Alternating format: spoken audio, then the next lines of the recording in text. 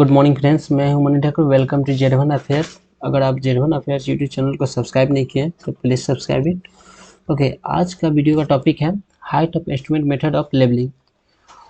और इस वीडियो में हम इसका एक न्यूमेरिकल देखेंगे जो बहुत ही कंसेप्चुअल है, और ये आपके यूनिवर्सिटी एग्ज़ाम्स और एज वेल एज जो हायर कॉम्पिटिटिव एग्ज़ाम जैसे गेट और अदर एग्जाम से उसके लिए भी महत्वपूर्ण इस टाइप के क्वेश्चन आए हुए हैं प्रीवियस ईयर में भी।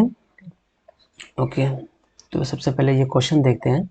The following consecutive staff reading in metres, जो कि सारे मीटर में लिया गया, were taken on a peg of 15 metre interval on a continuously sloping ground.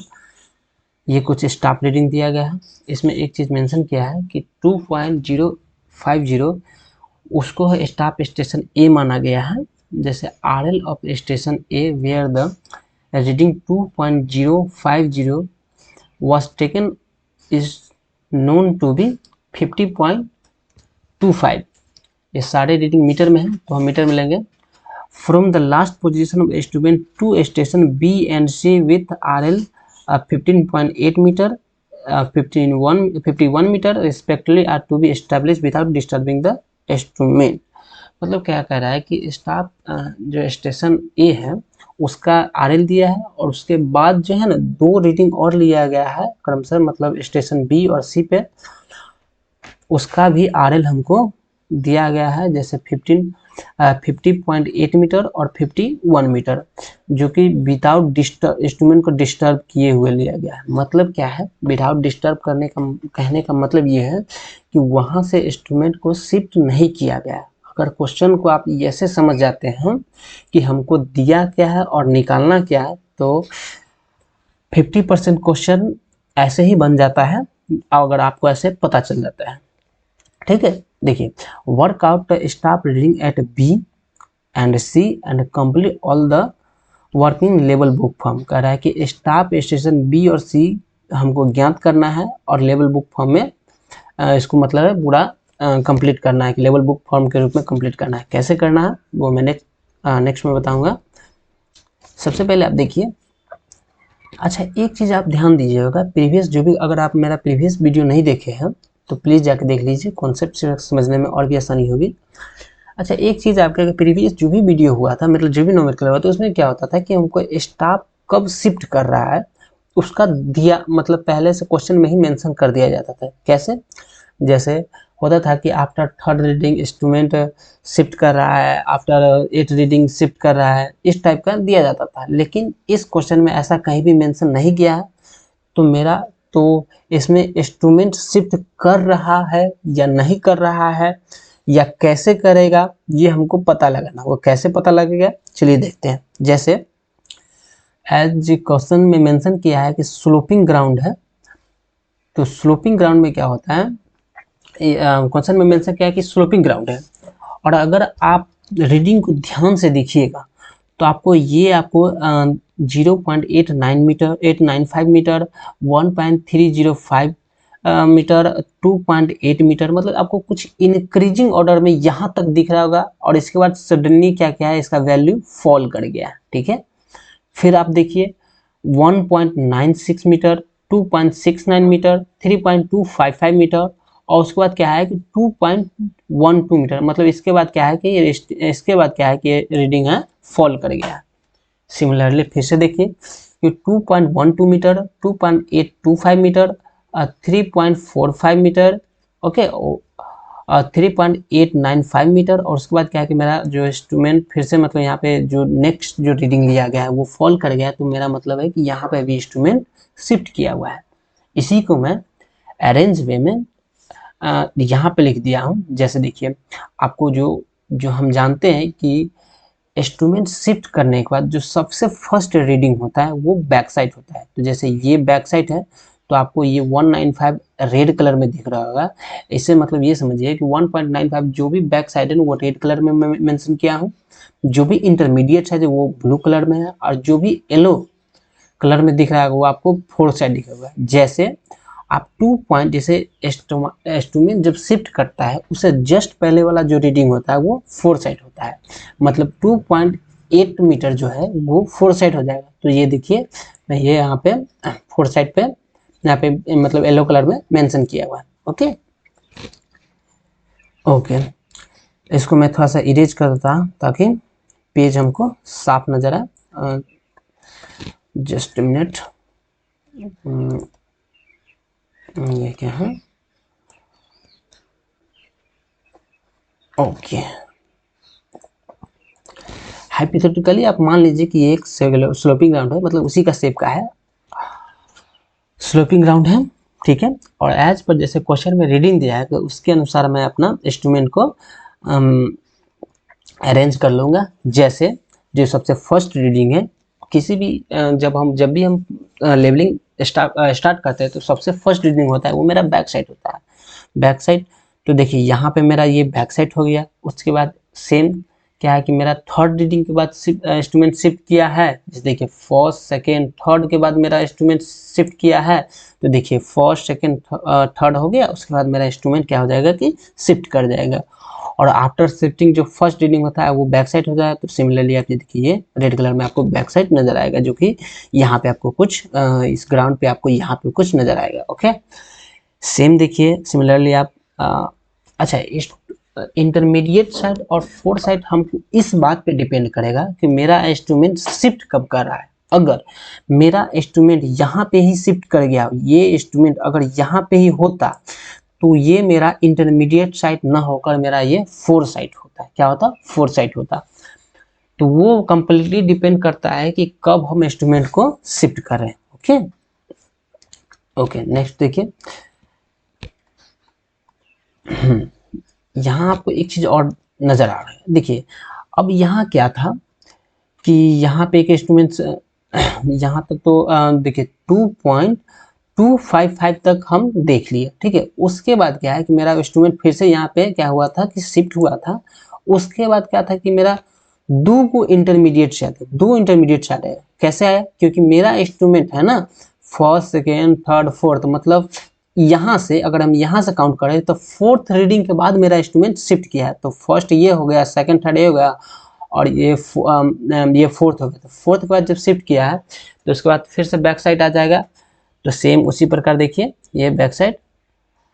अच्छा अब देखिए यहाँ तक क्या है कि मेरा जो क्वेश्चन में जैसे मेंशन किया हुआ यहाँ तक मेरा हम ग्राउंड पे हम इसको, मतलब जब आप पेपर पे बनाइएगा पेपर तो उसको आप अगर, अच्छा एक चीज़ ये भी है कि अगर आप इस यूनिवर्सिटी वगैरह एग्जाम वगैरह देते हैं तो फिगर जरूर बनाइए। फिगर से है कि आपका कॉन्सेप्ट भी क्लियर होगा, मतलब क्वेश्चन बनाते टाइम। और दूसरी बात है कि एरर होने का, क्वेश्चन गलत होने का मतलब चांस बहुत कम होता है। तो आप क्वेश्चन में जब भी बनाइए तब आप एक बार फिगर जरूर बनाइए कीजिए। ओके, अगर नहीं भी बना तो कोई इशू नहीं है, लेकिन आप बनाते हैं तो बहुत अच्छी बात है। ओके, यहाँ तक। उसके बाद क्या क्वेश्चन में क्या था कि दो और रीडिंग लिया गया था, बी और सी, और उसके क्या था कि RL भी हमको पता था जो कि क्वेश्चन में मेंशन किया हुआ था। तो देखिए ये बी स्टेशन है, स्टाफ स्टेशन बी, और ये है स्टाफ स्टेशन सी। ओके, और ये उसके RL है। अच्छा एक बात बताइए, तो उसमें क्या था मेरा कि हमको इसमें निकालना क्या था कि बी और सी का स्टाफ रीडिंग हमको नहीं पता था। तो स्टाफ रीडिंग कैसे निकालेंगे? तो आप थोड़ा सा विजुअलाइज कीजिए कि क्या ये जो स्टाफ इंस्ट्रूमेंट है, जब आप ग्राउंड पे कीजिएगा तो आप बबल सेट करते हैं ना हॉरिजॉन्टल करने के लिए। तो हॉरिजॉन्टल से तो उसको हॉरिजॉन्टल क्यों सेट किया जाता है? इसलिए किया जाता है कि वो जो हॉरिजॉन्टल होता है 3-4 जो रीडिंग लेते हैं, जैसे एक रीडिंग ये हो गया, ये रीडिंग होगा, ये रीडिंग होगा, और ये रीडिंग भी जो होगा, या मान ले इसमें हम देखें तो ये रीडिंग, मतलब ये 4 रीडिंग के लिए मतलब एक हॉरिजॉन्टल लाइन है। तो इसीलिए बबल को अच्छे तरह से सेट किया जाता है कि वो मेरा एकदम परफेक्टली हॉरिजॉन्टल हो, ठीक है।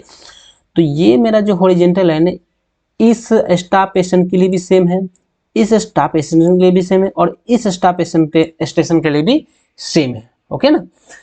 तो क्या हम सबसे पहले क्या करते हैं कि हम इस हाइट ऑफ एस्टिमेट को ज्ञात कर सकते हैं। कैसे ज्ञात कर सकते हैं?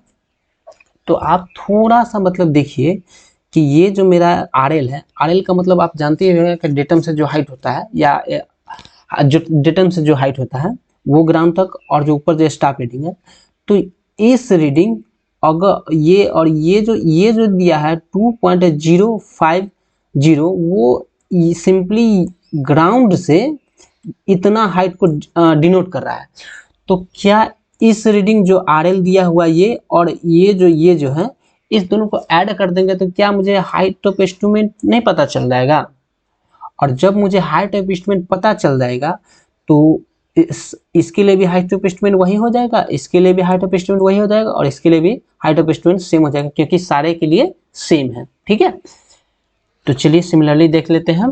जैसे हमको निकालना क्या था कि बी का, तो हम उसको x माने थे, कि जो स्टाफ रीडिंग हमको निकालना था उसको x माने थे, और क्रमशः जो नेक्स्ट है सी का उसके लिए हम y मान लिए थे। उसको निकालेंगे कैसे?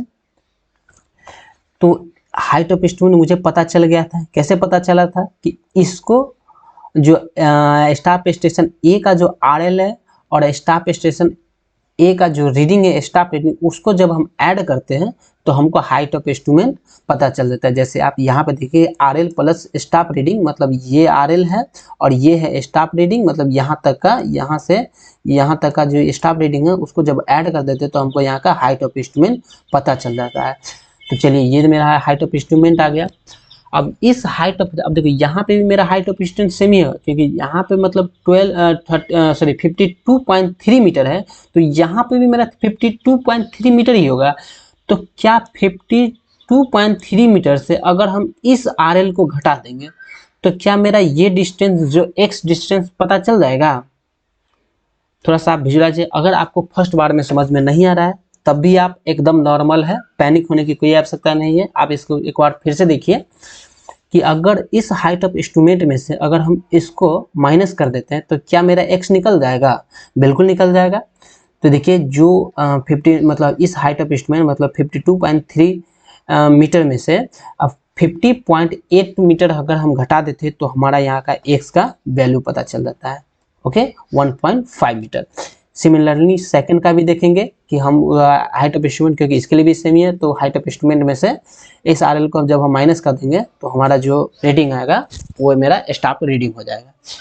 यहाँ तक तो हम समझ चुके हैं। अच्छा, एक चीज़ आप और भी ध्यान दीजिए, हम इस इंस्ट्रूमेंट का तो हाइट ऑफ इंस्ट्रूमेंट निकालिए, क्या इसका हाइट ऑफ इंस्ट्रूमेंट निकल सकता है? आप थोड़ा सा देखिए, क्या इसका हाइट ऑफ इंस्ट्रूमेंट निकल सकता है? तो बिल्कुल निकल सकता है। कैसे निकलेगा? आप थोड़ा सा ध्यान दीजिए कि जैसे ये देखिए, ये हाइट ऑफ इसके लिए भी जब सेम है और यहाँ से यहाँ तक का मतलब जो हाइट है ये 1.68 मीटर है, तो इस हाइट ऑफ इंस्ट्रूमेंट में से अगर हम इस वैल्यू को मतलब स्टाफ रेटिंग को घटा दें तो यहाँ का मेरा RL पता चल जाएगा। ये first, second, third, fourth, fifth, six, मतलब ये 8 है। ये मेरा स्टाफ स्टेशन 8 है, तो स्टाफ स्टेशन मतलब हाइट ऑफ इंस्ट्रूमेंट में से 1.685 स्टाफ रीडिंग घटा देंगे तो स्टाफ स्टेशन 8 का हमको RL पता हो जाएगा। RL पता हो जाएगा तो RL हमको पता कर लेते हैं। ओके, यहाँ अच्छा ये RL पता हो गया। अब यहाँ का मुझे RL पता हो गया और हमको यहाँ देखिए जो ये जो आपको रेड कलर में आपको यहाँ जो दिख रहा है, यहाँ से लेकर थोड़ा सा मेरा लाइन टेढ़ा मेढ़ा आ रहा है तो आप उसको ध्यान नहीं दीजिएगा, आप खुद से सही बनाइएगा कि ये जो यहाँ मतलब यहाँ से नहीं, मेरा यहाँ से नहीं देख रहे, ये आप सॉरी इसको आप मिटा ही देते हैं। मैं पहला ये जो यहाँ दिया है, जस्ट मिनट, ये जो यहाँ से लिया गया है ये रीडिंग और यहाँ से जो रीडिंग लिया गया ये हम यहाँ से यहाँ तक का रीडिंग हमको दिया है 3.895 मीटर और ये RL हमको हाइट ऑफ इंस्ट्रूमेंट इसका और इसका मतलब 1.8685 जो स्टाफ रीडिंग जो बैक साइड है उसको हटा देंगे तो यहाँ का हमको RL पता हो जाएगा। उसको इस RL और इस इंस्ट्रूमेंट को जोड़ देंगे तो क्या मुझे इस इंस्ट्रूमेंट का हाइट ऑफ इंस्ट्रूमेंट पता चल जाएगा, क्योंकि ये इसका हाइट ऑफ इंस्ट्रूमेंट इसके लिए भी सेम है, इसके लिए भी सेम है और इसके लिए भी सेम है, तो हमको सिमिलरली पता चल जाएगा।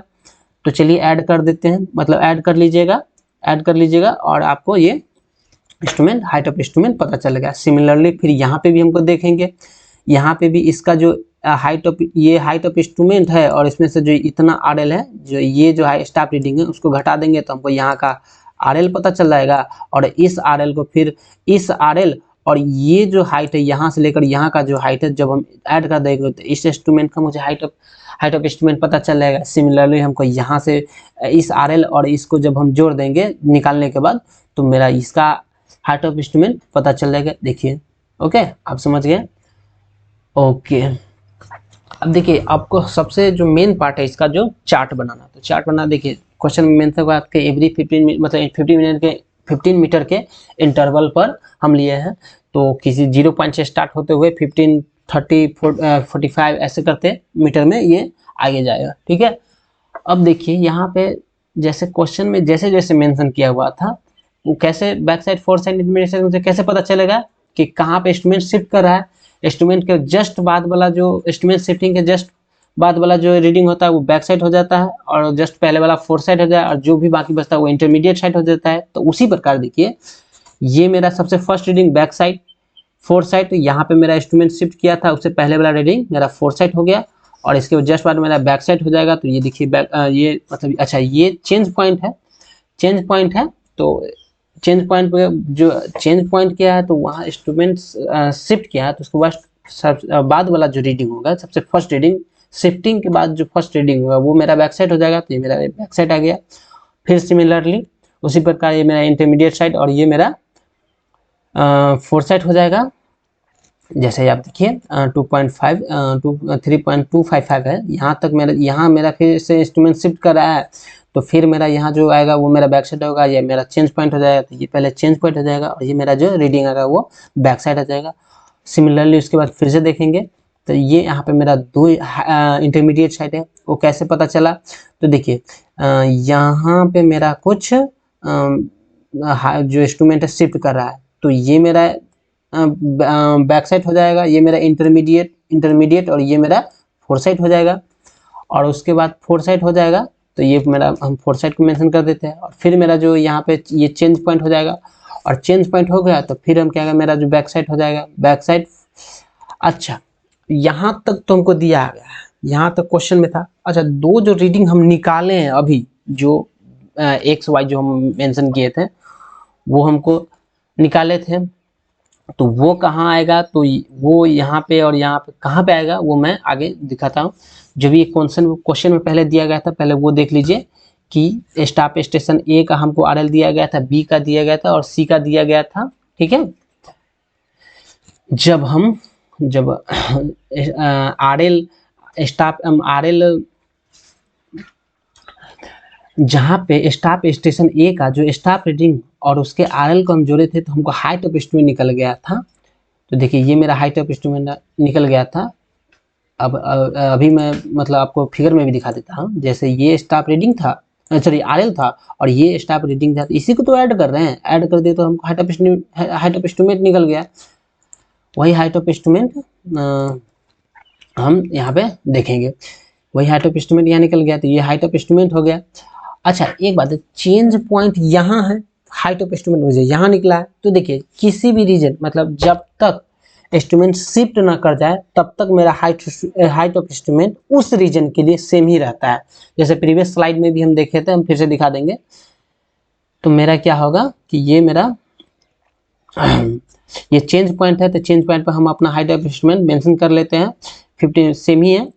और इस रीजन ये जो पूरा रीजन है, जैसे ये पूरा रीजन है, इसके लिए मेरा हाइट इंस्ट्रूमेंट सेम ही रहेगा। ठीक है, यहाँ तक तो हम समझ गए। अब जो हमको स्टाफ स्टेशन 8 है उसका क्या करना है, RL ज्ञात करना है। तो RL कैसे ज्ञात करेंगे, तो हम देखिए कैसे ज्ञात करेंगे। जैसे देखिए ये तो हम निकाल चुके थे, RL कैसे ज्ञात करेंगे।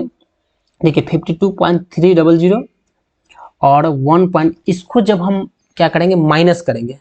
अगर आपको इसको विजुलाइज नहीं कर पा रहे हैं तो देखिए जस्ट मिनट, ये देखिए यहाँ पे मेरा क्या आया था 52.1.8 जो हम घटाए थे यही हम निकाल रहे हैं। यही जो हमको RL अभी क्या करना है, हमको स्टाफ स्टेशन हम इसको 8 माने थे ना, मतलब होगा ना स्टाफ स्टेशन अगर अकाउंट की जाए तो ये स्टाफ स्टेशन 8 होगा और इसको हमको RL ज्ञात करना है। तो हाइट ऑफ इंस्ट्रूमेंट और इसको जो स्टाफ रीडिंग हटा देंगे तो हमको RL निकल जाएगा, वही तो है। देखिए यही जो स्टाफ स्टेशन 8 है और उसी में से जो हम बैक साइड घटा देंगे तो हमको क्या कहता है RL निकल जाएगा। और जब ये मेरा RL निकल गया, अब देखिए जब फिर वही बात कि जब ये मेरा RL निकल गया और जब, अच्छा एक फिर से आपको हम पिक्चर में दिखा देते हैं,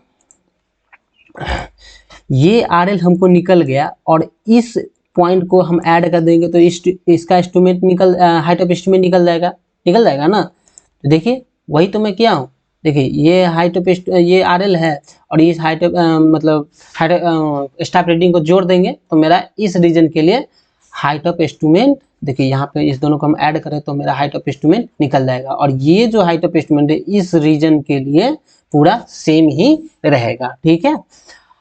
अच्छा यहाँ तक तो आप समझ चुके हैं।